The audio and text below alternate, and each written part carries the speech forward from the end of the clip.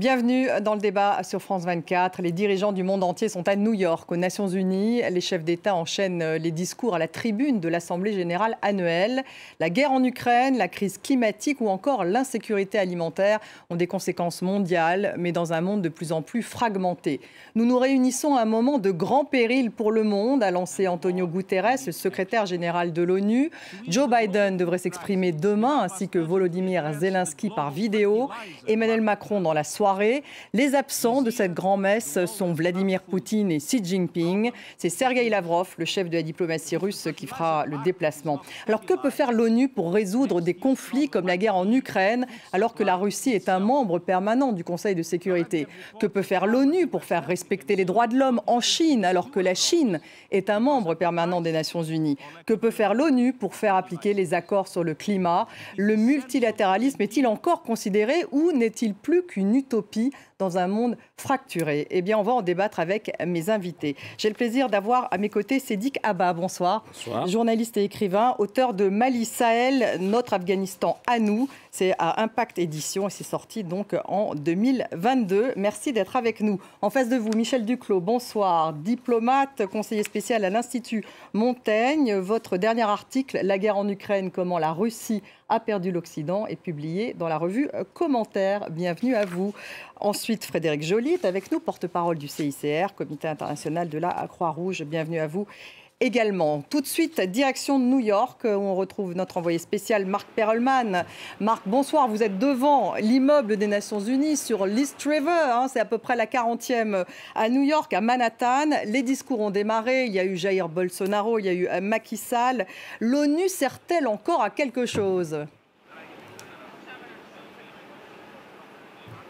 Oui, bonjour Stéphanie. C'est vrai que autant le temps est ensoleillé ici à New York, autant l'atmosphère est très sombre dans l'immeuble de verre derrière moi parce que les problèmes se multiplient. Alors on sait que l'ONU souffre déjà des déséquilibres dénoncés notamment par les pays en développement, le fait qu'il n'ait pas de réelle voix au chapitre au Conseil de sécurité. Mais là, c'est vrai que le Conseil de sécurité est fracturé. Il y a la Russie, il y a la Chine d'un côté, il y a la guerre en Ukraine, il y a les tensions sur Taïwan. Et le secrétaire général de l'ONU, que j'ai interviewé il y a 2 jours, tente de garder cet équilibre précaire, mais c'est vrai qu'il constate cette paralysie, même cette fracture. Alors oui, il y a eu la guerre froide, là il y a une sorte de nouvelle guerre froide qui s'installe et qui paralyse le système onusien. On le voit évidemment avec la guerre en Ukraine, mais on l'a vu déjà dans le passé, il n'y a pas si longtemps, avec la guerre en Syrie. On le voit sur des questions comme la crise énergétique, la crise alimentaire,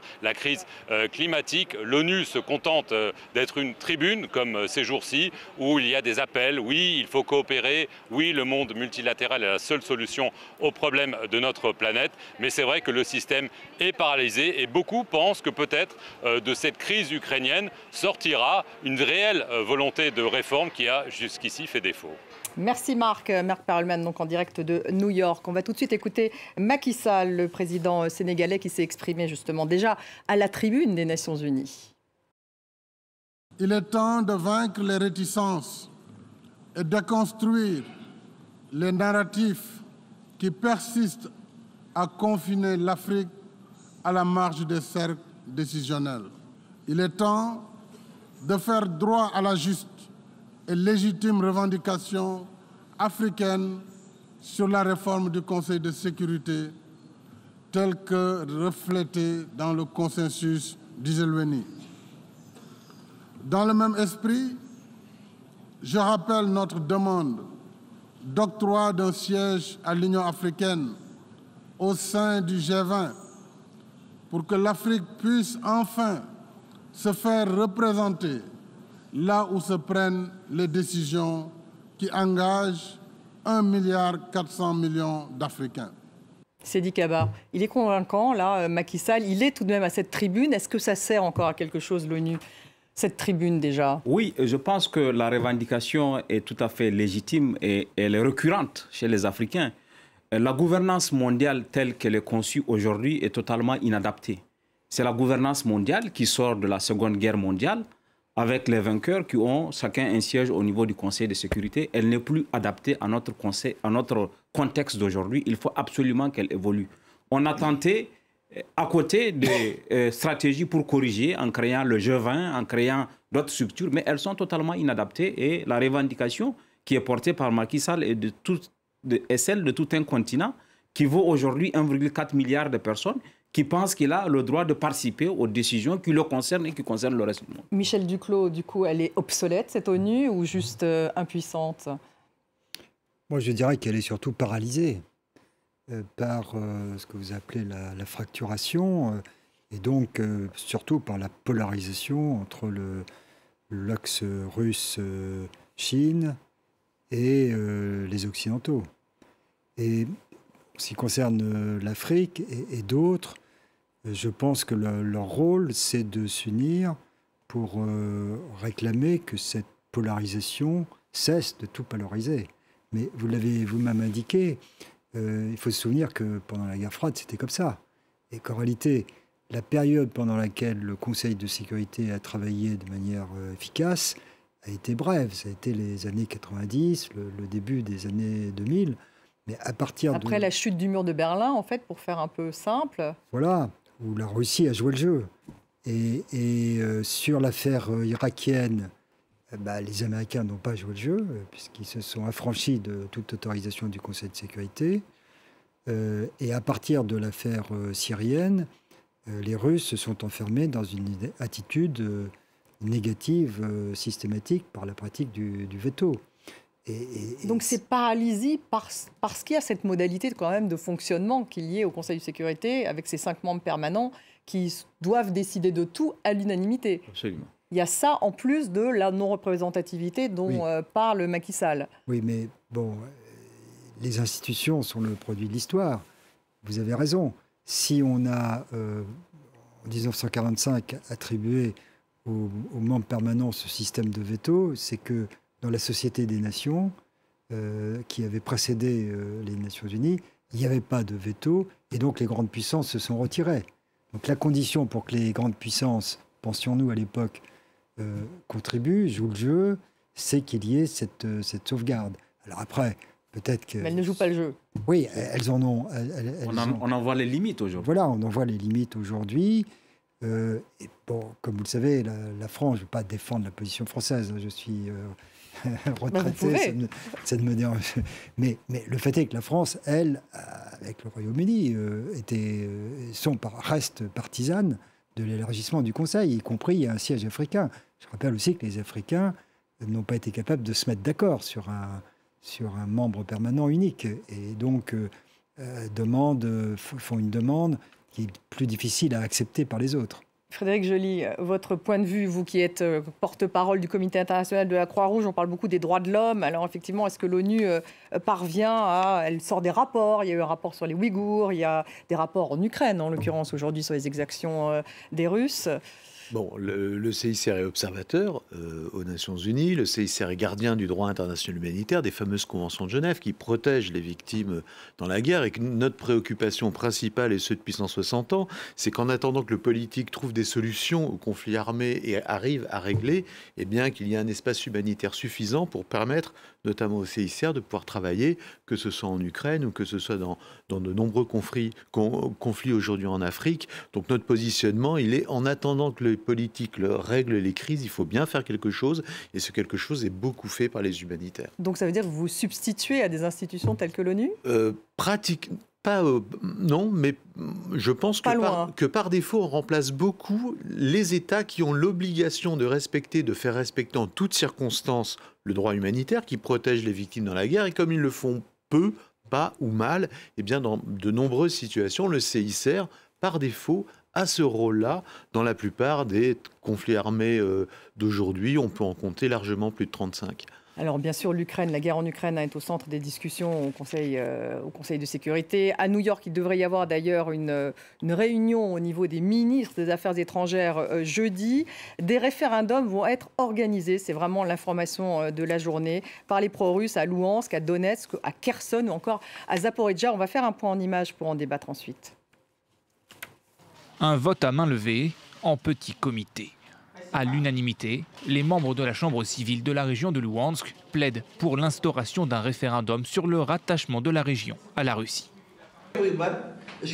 Les habitants du Donbass ont déjà fait leur choix en 2014, lors d'un référendum d'autodétermination. Nous avons attendu et espéré un second référendum toutes ces années qui nous permettrait d'intégrer la Russie.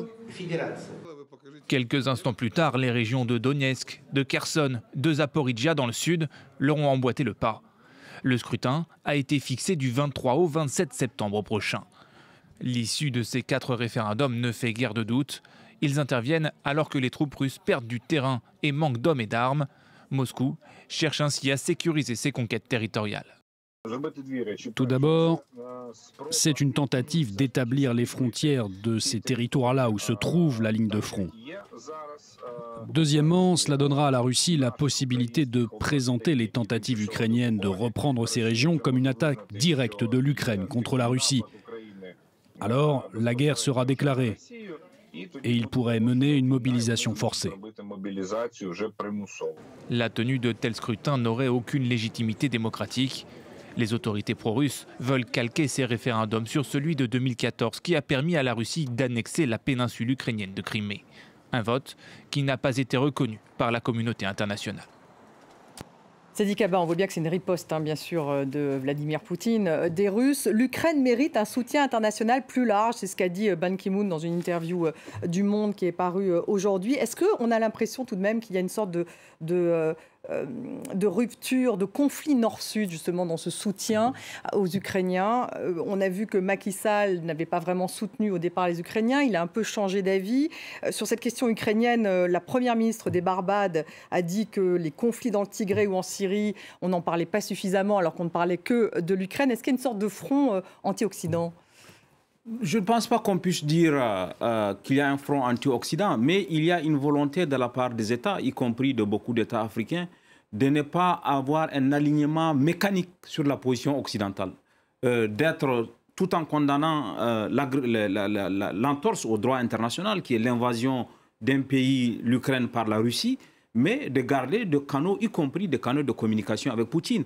Le président Macky Sall s'est déplacé à Moscou, à Sochi d'ailleurs aussi. À Sochi, a rencontré le président Poutine, mais l'Union africaine a organisé une visioconférence pour écouter le président Zelensky. Et cette position, je pense à la fois qui n'est pas une position d'alignement mécanique. Il y a eu beaucoup d'incompréhension. Par exemple, il y a eu 35 pays le 2 mars 2022, lorsque devant l'Assemblée générale des Nations Unies, il y a eu le vote contre l'invasion de l'Ukraine.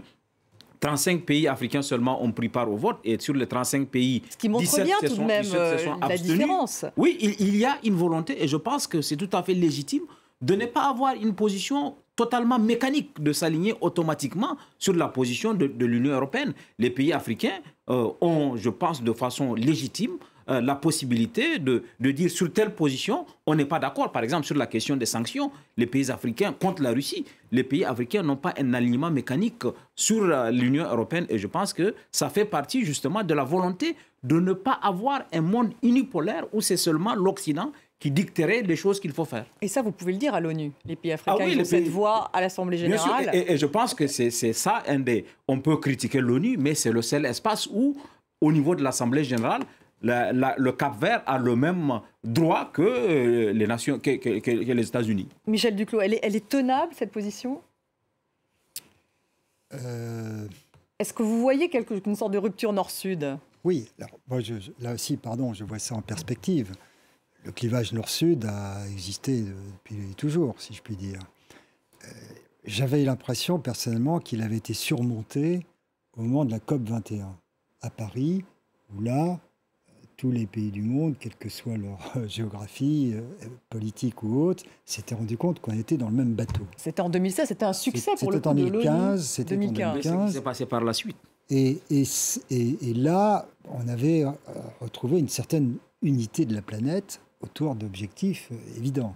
Et puis, ça s'est effectivement un peu effiloché. Parce que Trump est sorti de l'accord, ensuite Joe Biden est revenu. Ensuite, l'Occident n'a pas tenu sa promesse d'accompagner l'affaire du Covid a aussi été gérée de telle façon que ça a créé la perception d'une inégalité. Et là, ce qui est assez extraordinaire, c'est que sur cette affaire, on a l'impression que le clivage nord-sud réapparaît. Vous avez dit, par exemple, que... Sur l'Ukraine. Sur l'Ukraine, oui. Et vous avez dit que Zelensky avait été auditionné par les chefs d'État de l'Union africaine. C'est vrai, il y avait 5 chefs d'État de l'Union africaine qui ont assisté à sa conférence. Oui, mais donc on voit bien. Mais on voit bien là. À la différence de l'Europe, il n'y a pas un siège où tous les États africains se trouvent. Lorsqu'il s'est exprimé, il y a des chefs d'État qui sont venus à Addis Abeba et tout le monde ne pouvait pas faire le déplacement. Il n'y avait pas un sommet des chefs d'État auquel... On voit bien, si vous voulez, le décalage, certains disent émotionnel ou disons psychologique. Pour nous, la Russie commet une horreur. Pour beaucoup de pays dans le monde, y compris en Afrique, la Russie commet une erreur, mais après beaucoup d'autres erreurs commises par l'Occident. Donc erreur contre horreur. Oui, et relativisme, si vous voulez. Moi, personnellement, je vais vous dire ma position personnelle. Si j'étais ministre des Affaires étrangères, je dirais à un certain nombre de pays, vous avez condamné l'invasion américaine en Irak, nous aussi, eh bien condamnez l'invasion russe de l'Ukraine. Alors, sur les sanctions, on peut être d'accord ou pas d'accord. De toute façon, c'est pas tellement tel ou tel pays africain qui feront la différence. Mais il y a certains pays pour lesquels leur contribution ou non est cruciale. L'Arabie saoudite, la Turquie, l'Inde. Je ne suis pas partisan, effectivement, que les Européens ou les Américains arrivent avec des gros bâtons. Mais qu'on fasse sentir quand même à ces pays que c'est gênant, que là... Mais pourquoi ils ne le font pas? Il y a bien une raison, Michel Duclos. L'Inde essaye d'avoir une sorte de statut de non-aligné. Alors Erdogan, on va l'écouter d'ailleurs, le président turc. On va l'écouter parce qu'il s'est exprimé justement sur cette question aux Nations Unies, justement à New York.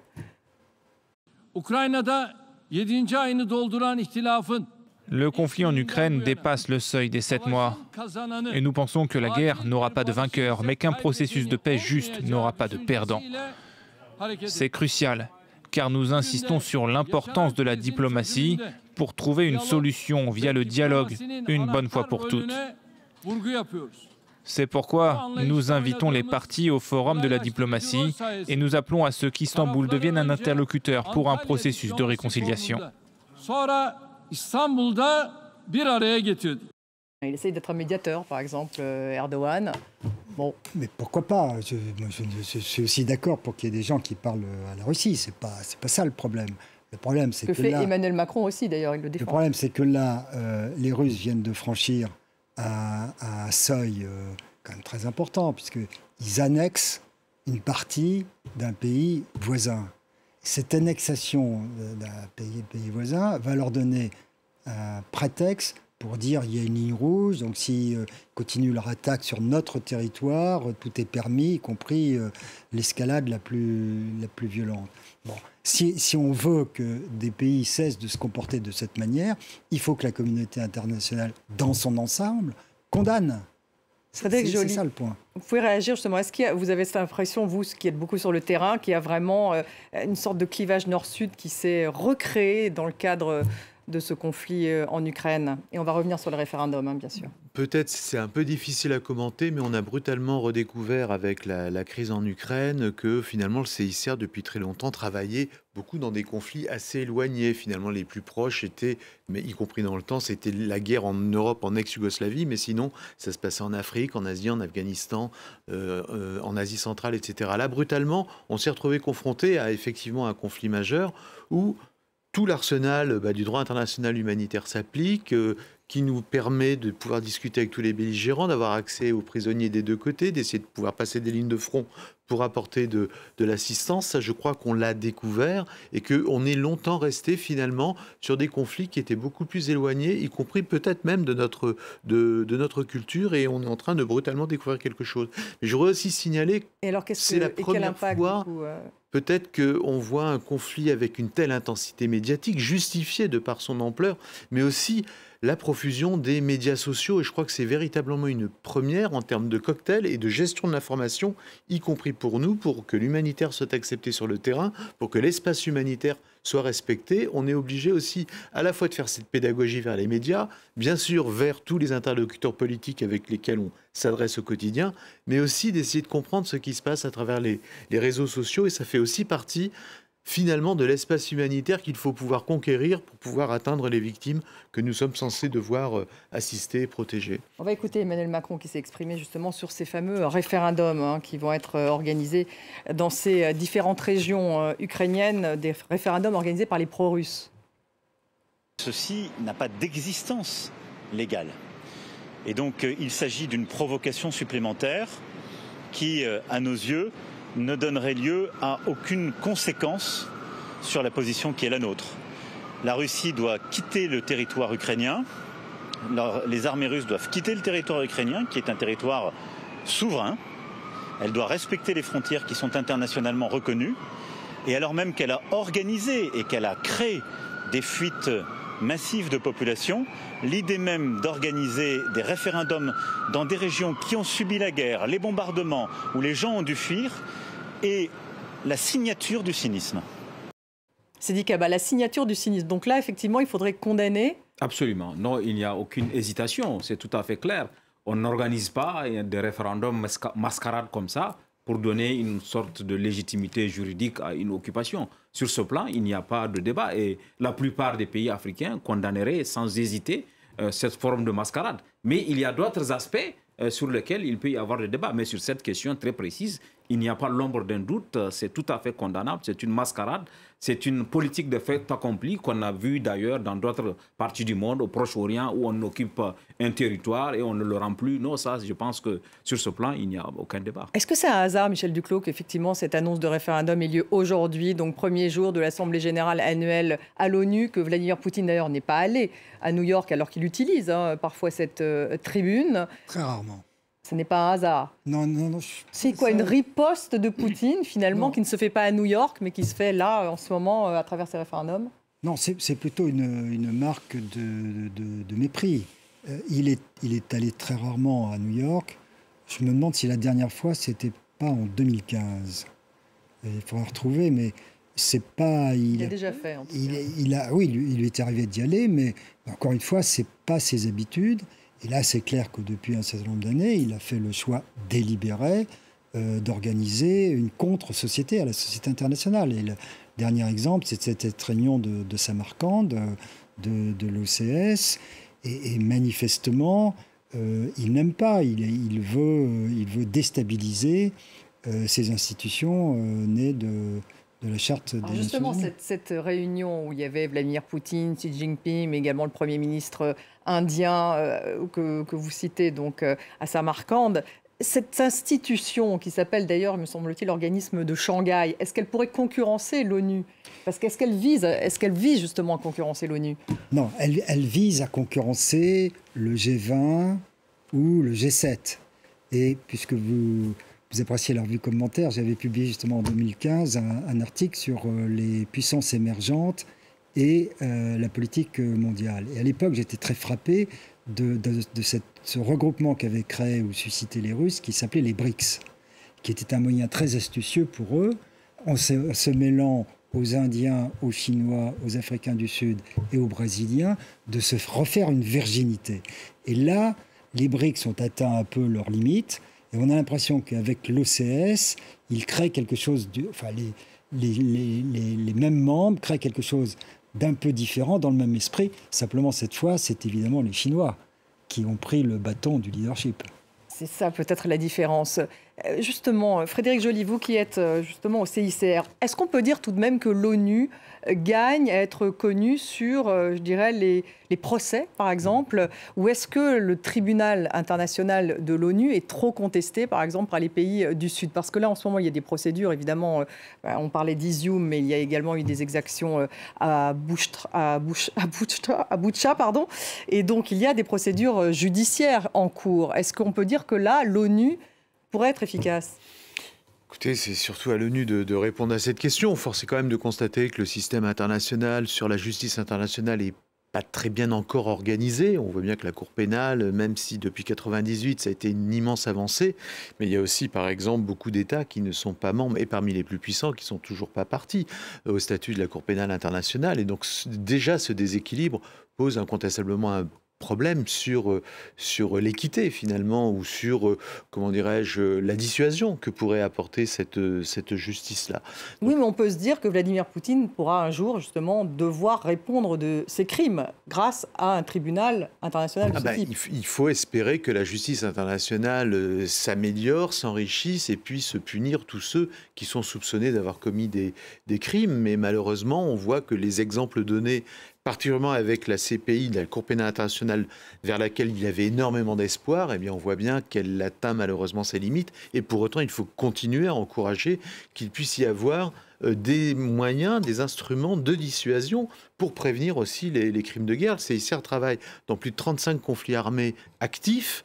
Et on voit bien, malheureusement, en tant que gardien des conventions de Genève, eh bien, que ces violations sont quotidiennes, même si, à d'autres endroits, ce droit-là est aussi au minimum respecté. Avoir accès aux détenus pour le CICR, par exemple, fait que les puissances détentrices, enfin les puissances qui ont des détenus, eh bien, respectent une partie du droit. Malheureusement, c'est tout un arsenal qu'il faudrait respecter. Non, je pense qu'il y a une sorte de retour de la manivelle quand même. Les mêmes qui aujourd'hui couvrent le multilatéralisme de toutes ses vertus, y compris la justice internationale, ont contribué à son affaiblissement. Les États-Unis, par exemple, sur la question de la justice internationale, non seulement ils n'ont pas adhéré à la Cour pénale internationale, mais ils sont allés jusqu'à révoquer le visa de la procureure de la Cour pénale internationale. Donc ils ont contribué et ont entravé toutes les enquêtes que la Cour pouvait faire qui les concernaient. Donc aujourd'hui, cette brèche qu'ils ont ouverte a contribué à affaiblir la justice internationale. Et c'est pour ça qu'à l'époque où ils le faisaient, les gens les mettaient en garde. Donc il y a quoi, une sorte de perte de crédibilité? Et oui, il y a un affaiblissement de la justice internationale que l'on réclame aujourd'hui du fait de certains comportements antérieurs. Michel Duclos, c'est lié aussi au comportement, justement, notamment des États-Unis? Évidemment, oui. Oui, l'affaiblissement. La Cour pénale internationale a bénéficié à un moment donné d'une atmosphère favorable dans la communauté internationale parce que les Américains, c'était les démocrates, sans vouloir y adhérer, ont laissé faire. Puis après, il y a eu une réaction. Moi, j'étais personnellement à New York quand on a transféré le Soudan à la Cour pénale, le Darfour à la Cour pénale internationale. Après des nuits de négociations, on a obtenu que les Américains s'abstiennent. Et donc là, on a eu l'impression qu'une page était tournée, mais pas du tout. Après, il y a eu Trump, il y a eu d'autres incidents. Et aujourd'hui, il y a peu de pays. Les pays africains, pour d'autres raisons, n'apprécient pas la Cour pénale internationale. Donc finalement, il reste un petit noyau d'Européens qui continuent à soutenir. Mais là encore, c'est ça la vie internationale. Il y a des hauts et des bas. Moi, je ne crois pas qu'il faille désespérer. J'ai cité le Darfour. Omar el-Bashir n'a pas été finalement à La Haye, mais il a fini par tomber. Et d'ailleurs, les autorités soudanaises vont à un moment donné faire des bruits pour dire qu'elles étaient prêtes à transférer ce tyran à La Haye. Donc ça exerce un moyen de pression tout de même. Donc, ça joue quand même un rôle, je crois. Oui. Le climat, vous en parliez évidemment de ces accords de Paris, où on a l'impression effectivement que là, il y avait eu un accord mondial, c'était vrai. Après, l'exécution, bien sûr, pose problème, puisque Donald Trump est sorti de l'accord, Joe Biden est revenu. Mais en tout cas, pour Antonio Guterres, actuel secrétaire général de l'ONU, eh bien, c'est une sorte de cri qu'il a exercé à l'ouverture de cette fameuse Assemblée générale de l'ONU. On l'écoute. Pendant ce temps, l'industrie des énergies fossiles se régale de centaines de milliards de dollars de subventions et de bénéfices exceptionnels, tandis que le budget des familles diminue et que notre planète brûle. Excellence, disons les choses telles qu'elles sont. Notre monde est accro aux énergies fossiles et il est temps d'intervenir. Nous devons demander des comptes aux entreprises de combustibles fossiles et à ceux qui les soutiennent.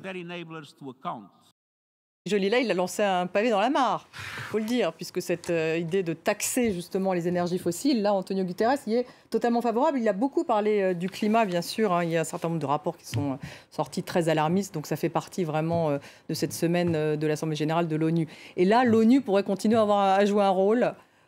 Mais il faut espérer, enfin, tout ce qui peut essayer de faire progresser, on est tous dos au mur, les humanitaires aussi.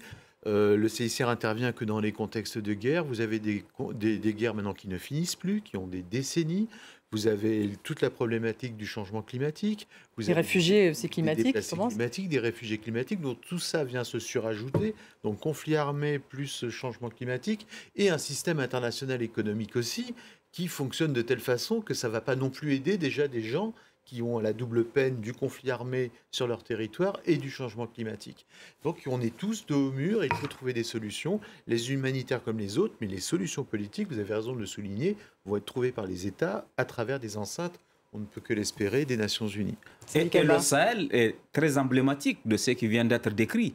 On voit, en termes de timing, d'abord, le fait qu'on parle de justice climatique aujourd'hui, c'est important puisqu'on est à l'avant-veille de la COP27 qui va avoir lieu à Sharm el-Sheikh. Ensuite, il y a un besoin de justice internationale. Et le Sahel, comme il a été si bien dit, par exemple, le Sahel contribue pour... la Banque mondiale vient de sortir un rapport là-dessus. Le Sahel contribue pour à peu près 1% à l'émission du gaz à effet de serre. Paradoxalement, puisqu'il n'y a pas d'accompagnement pour l'adaptation au changement climatique, 13,5 millions de personnes supplémentaires vont tomber dans la pauvreté d'ici à 2050 parce qu'il n'y a pas cette justice climatique, il n'y a pas cet accompagnement pour que les pays puissent s'adapter. Et ça, je pense que les Nations Unies ont un rôle important de plaidoyer à jouer pour qu'on passe vers cette justice climatique dont le monde a besoin. Michel Duclos. Alors après, effectivement, c'est aux États de mettre en œuvre à la fois cette taxe que recommande Antonio Guterres. Ce fonds, il a parlé d'un fonds, effectivement. Comment vont-ils financer ces 40 milliards, les différents États, un fonds justement pour aider les pays pauvres à faire face à ce réchauffement climatique? Je pense qu'il n'est absolument pas renfloué encore ce fonds. Non, je vous dirais peut-être d'autres choses. D'abord, il y a un risque, la polarisation géopolitique finissent par tuer la gouvernance globale. Et donc, il y a un tel degré d'hostilité entre la Chine, les États-Unis et d'autres, qu'on en oublie la coopération élémentaire sur un sujet qui nous menace tous. Et puis c'est un sujet global par essence. Absolument, par essence.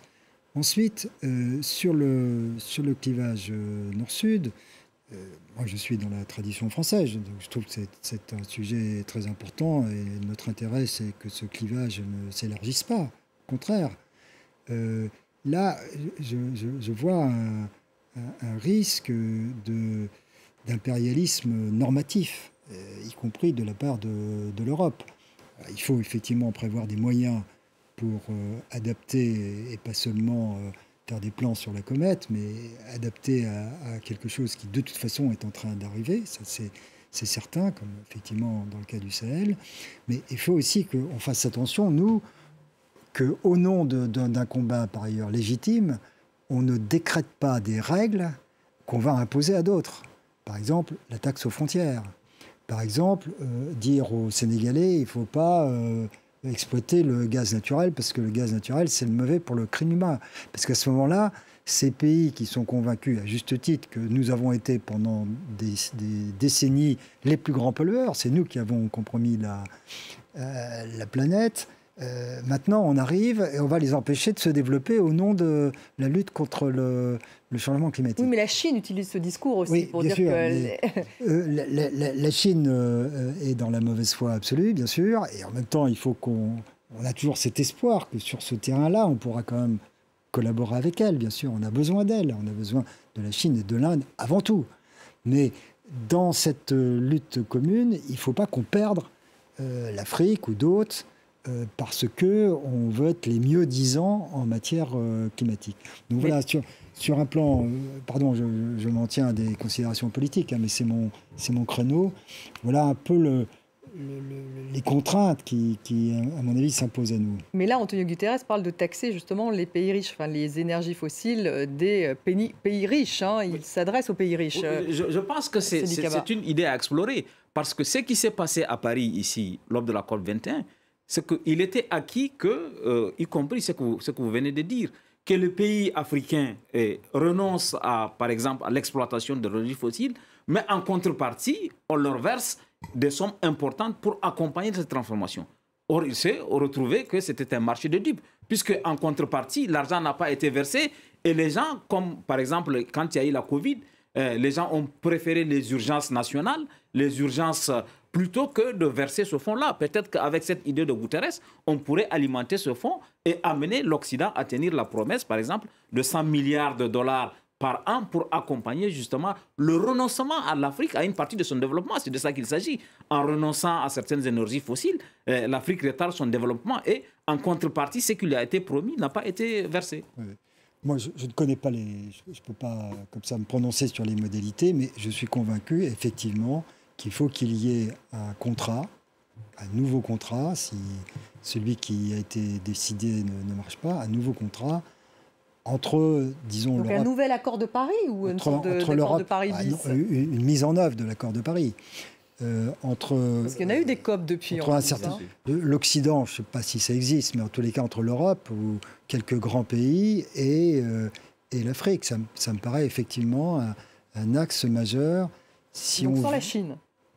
La Chine aussi, bien sûr, mais c'est beaucoup plus difficile. On y est arrivé au cours des années passées.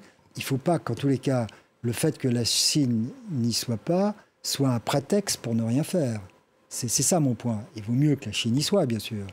Faut essayer là, vous renoncez à l'universalisme, justement, des accords de Paris. Oui, il faut avoir un pacte mondial, mais à défaut de pacte mondial, il faut en tous les cas faire progresser des actions, notamment euro-africaines.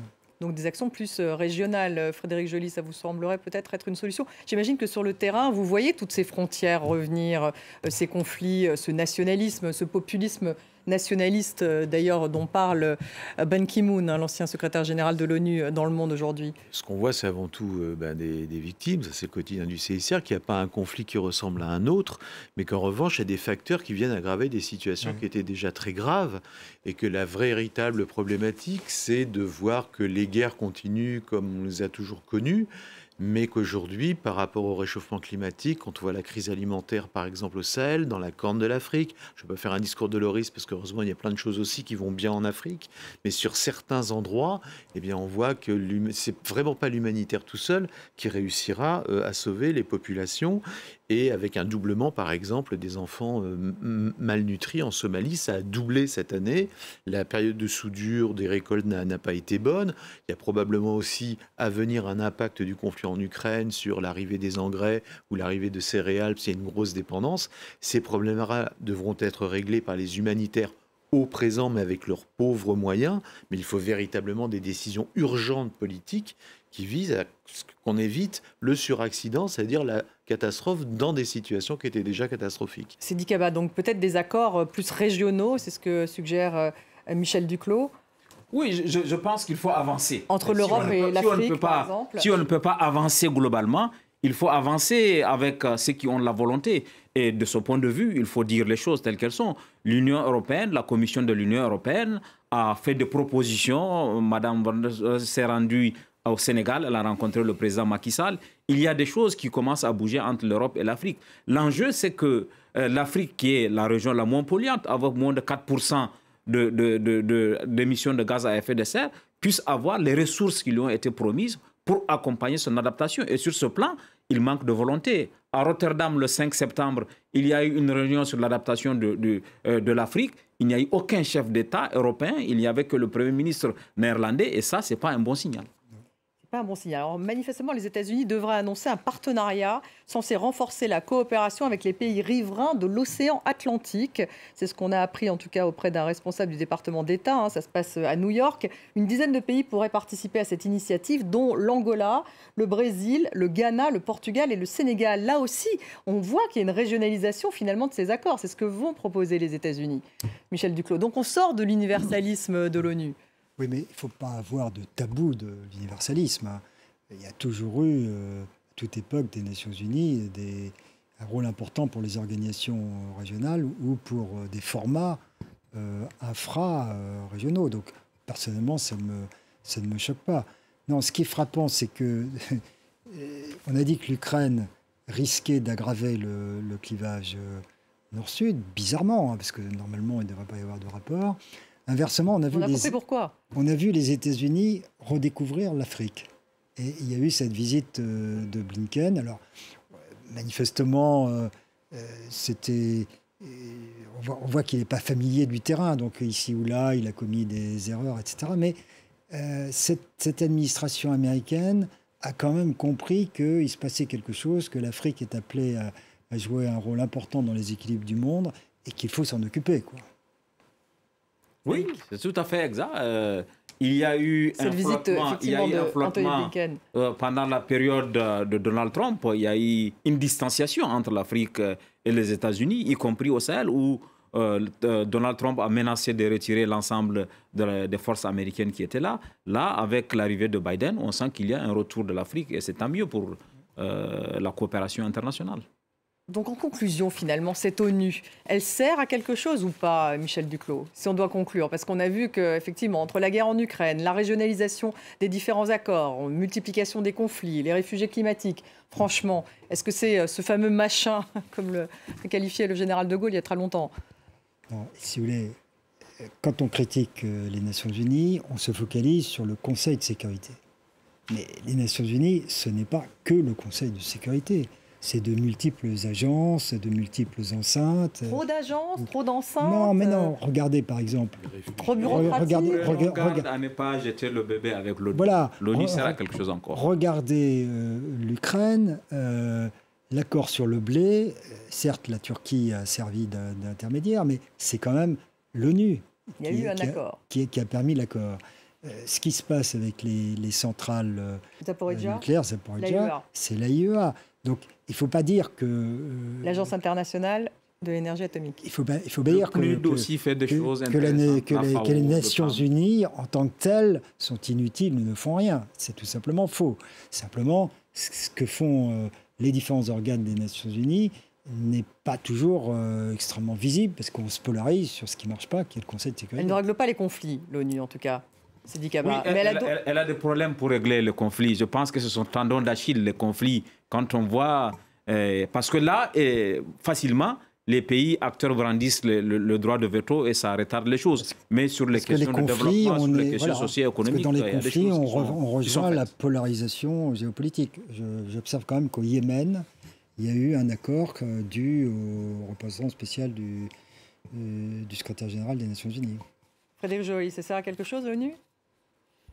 Je pense, si on prend les agences humanitaires de l'ONU, si ce n'est le Haut-Commissariat pour les réfugiés ou le Programme alimentaire mondial, on peut vérifier tous les jours que si elles n'étaient pas là, ce serait encore plus compliqué pour les humanitaires sur le terrain. Et puis je pense, et ça c'est l'expérience du CICR, qu'il faut toujours se parler et que c'est une enceinte qui est aussi faite pour ça et que le CICR essaye d'avoir un contact confidentiel avec tous ceux qui se battent dans les terrains où ils travaillent. Et tant qu'on arrive au moins à se parler, on fait probablement progresser nos actions et cette diplomatie ras du gazon, très humanitaire du CICR, mais qui est, je pense, tout aussi importante que celle qui se fait à New York ou à Genève aussi. Donc elle ne résout pas les conflits, elle ne prévient pas vraiment les conflits non plus. Non, ça c'est un vieux rêve, la prévention des conflits. Ça faisait partie des missions, me semble-t-il. Oui. À l'origine. Elle interdit la guerre. Elle interdit la guerre, dans les grands principes. Enfin bon... Non, ce qu'il faudra voir dans les années qui viennent, c'est... C'est quand même une réforme, peut-être, des Nations Unies. Oui, et puis c'est les équilibres internes. C'est-à-dire que la Russie a, depuis des années, fait le choix de dynamiter le système. La Chine, c'est plus compliqué. Elle a fait le choix, au contraire, de s'infiltrer et de contrôler de plus en plus. Les Américains, sous Trump, s'étaient totalement retirés. Maintenant, ils s'aperçoivent que s'ils se retirent complètement du système, ils laissent la place aux Chinois. Donc, dans les années qui viennent, on va voir se rétablir de nouveaux équilibres où, à nouveau, un certain nombre d'acteurs importants vont se réinvestir dans les Nations Unies. Je pense qu'une des leçons du contexte d'aujourd'hui, c'est qu'on ne peut pas faire l'économie d'une réforme. Le cercle des pays qui exigent une réforme s'est élargi. L'Afrique a pendant longtemps parlé d'une injustice et qu'il faut réparer. Et aujourd'hui, avec cette situation, on voit que le système actuel n'est pas tenable. Le statu quo n'est pas tenable. Il faut trouver les moyens de réfléchir ensemble à une réforme qui rende les Nations Unies plus efficaces. Ça sera le mot de la fin. Merci beaucoup, Seydi Kaba. Merci, Michel Duclos. Merci à vous, Frédéric Joly. Merci à vous tous de nous avoir suivis et vous restez avec nous sur France 24.